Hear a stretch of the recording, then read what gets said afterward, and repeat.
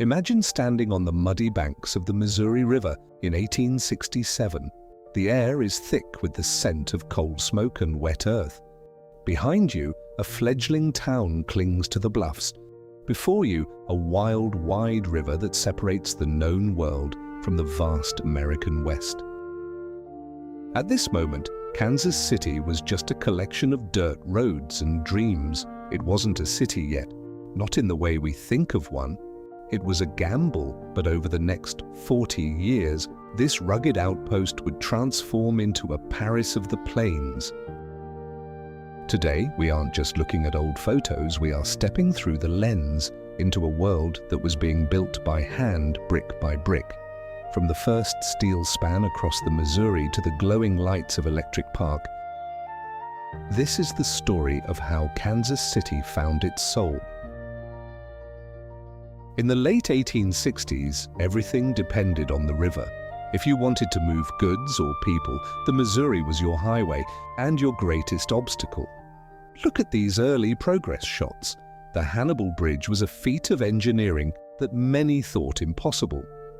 Between 1867 and 1868, the riverfront was a hive of activity. Men worked in dangerous conditions to set the foundations. Take a close look at this crew from 1869. These are the divers who went beneath the churning waters to secure Pier Number 4. Their faces tell a story of grit that defines the era. By 1869, the skeleton of the bridge was nearing completion. When the Hannibal Bridge finally opened, it didn't just connect two banks of a river, it connected Kansas City to the entire country. The race was won. Chicago had competition. While the bridge was rising, the city streets were struggling to keep up. In 1869, 2nd and Delaware looked more like a frontier outpost than a metropolitan hub. Look at the ruts in the road and the simple wooden storefronts. This was a place where people came to start over after the Civil War. Even as we move slightly south to 9th Street, the scale is intimate.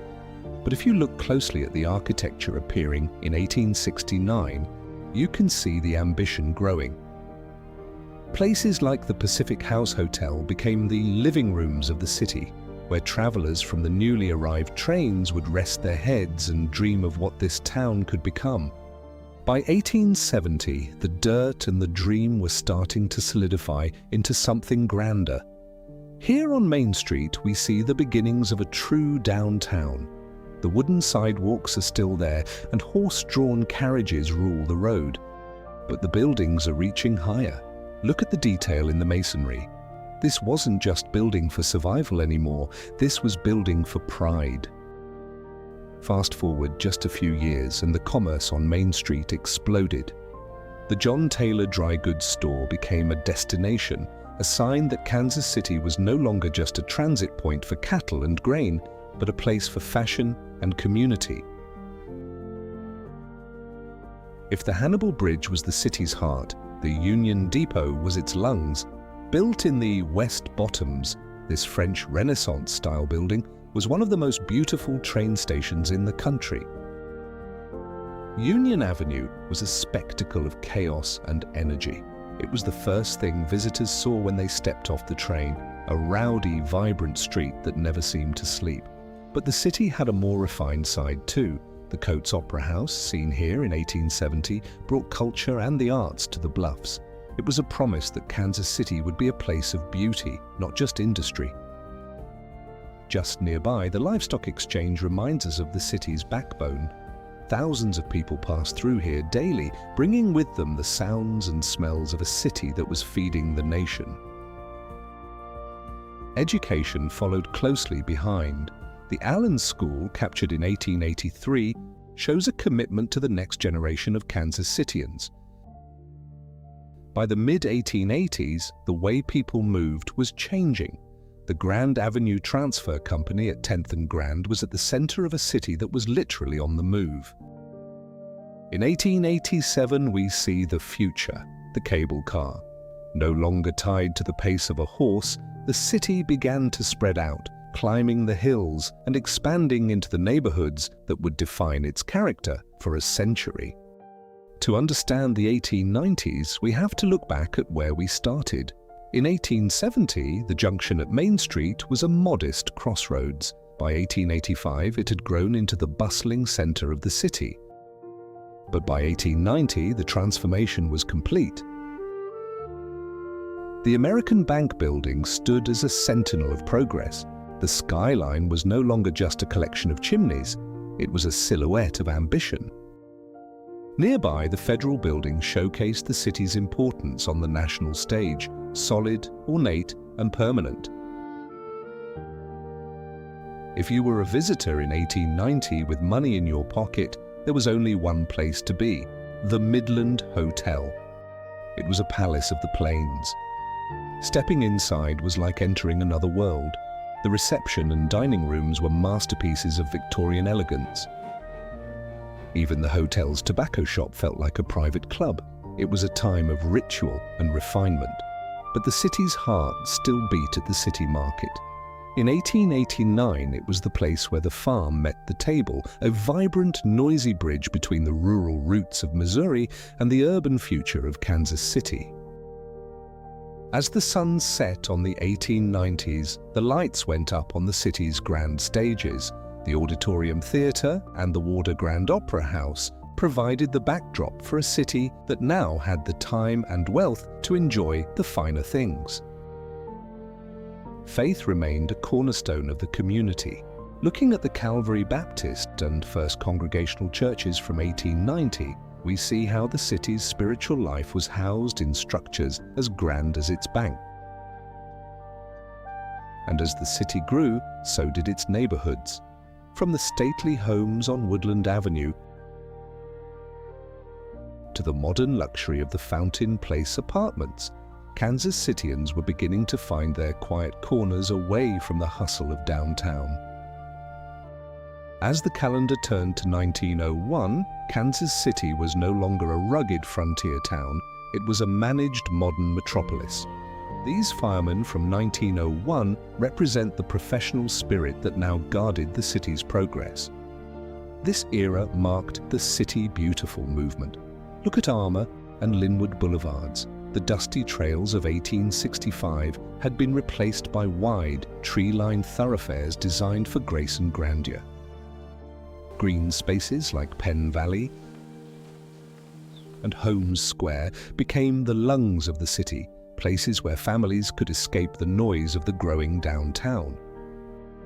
And in 1910, the completion of the public library signaled that Kansas City's greatest treasure was now the knowledge and education of its people. If you wanted to see the magic of the new century, you went to Electric Park. In 1910, this was the pinnacle of entertainment. When the sun went down, the park erupted in a glow of thousands of incandescent bulbs, a sight so spectacular it's said to have inspired a young Walt Disney who lived nearby.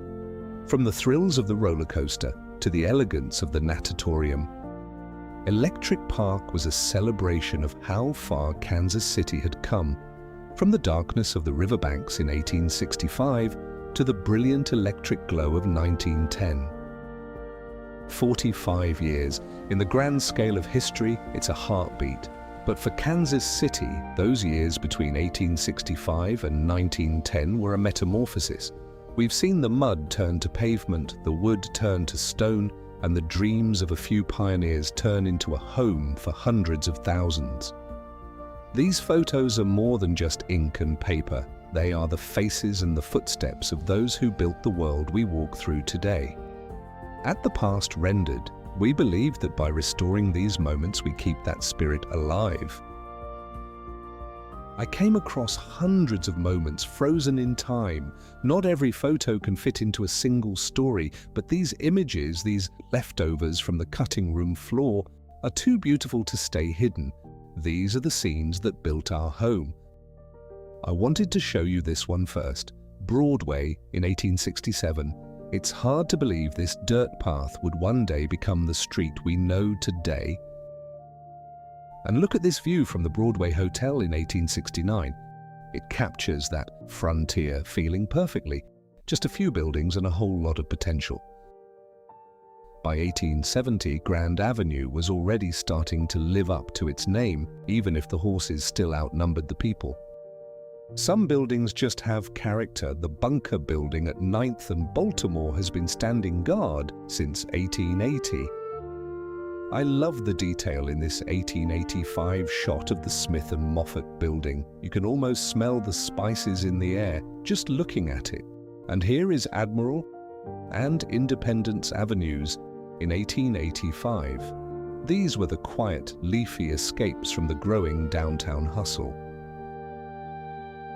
The 1890s were a boom time. These shots of 9th and Baltimore show a city that had finally found its stride. Grand Central Station was the gateway. Think of the thousands of people who took their first step into Kansas City right here. I found this elevated view of the old Jackson County Courthouse at 5th and Oak. It's a perspective of the city we rarely get to see anymore. I kept this one because of the faces. A local barber shop in 1910. These are the people who actually lived the history we study. The Bowley Building in 1910 was a glass and steel marvel that felt like it was from the future. This view shows Petticoat Lane in 1913. This was the best place to see and be seen. I love this view of the Campbell bread trucks from 1918.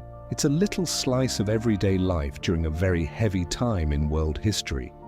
The scale of the 12th Street Viaduct in 1918 shows just how much we were capable of building. This view showed 10th Street in 1920, a bustling canyon of brick and stone. Here, streetcars and early autos signal the city's fast-paced Jazz Age transformation. By 1916, 31st and Troost had emerged as a premier transit and shopping hub. Modern storefronts and frequent streetcars defined this intersection, reflecting the rapid southward expansion of Kansas City's middle class. In 1912, the Blue River was a scenic escape for Kansas Cityans. Its quiet waters and lush banks offered a natural reprieve, even as the city's industrial footprint began to reshape the surrounding landscape. In 1916, Central High School stood as a grand monument to Kansas City's commitment to education. In 1910, Cliff Drive was a scenic limestone masterpiece. Its winding views and rugged beauty offered a fashionable escape for early motorists exploring Kansas City's new park system. This view shows Hickory Street and the 12th Street Viaduct in the year 1918. This view shows Westport High School in 1890, located at the northeast corner of 39th and Warwick. This shows a side view of McLean and McEnany Building, located at 5th Street and Kansas Avenue in 1890. Troost Avenue was a prestigious corridor of elegant Victorian mansions. These grand residences housed Kansas City's elite, reflecting an era of opulence and the city's early architectural ambition. This view shows the Charles B. Hochstetler residence in 1899, located at 3200 Troost Avenue. This view shows the First Baptist Church, located at 12th and Main in 1870. In 1890, the Wyandotte County Courthouse stood as a towering symbol of civic authority. Its striking Victorian architecture dominated the skyline, marking the rise of Kansas City as a powerhouse of regional law and order. Which part of this transformation surprised you the most? Was it the grit of the Hannibal Bridge divers or the elegance of Electric Park? If you want to see more of our history brought back to life, kindly hit the subscribe button and join our community. Together, we can ensure that the stories of our past are never forgotten. Thanks for watching.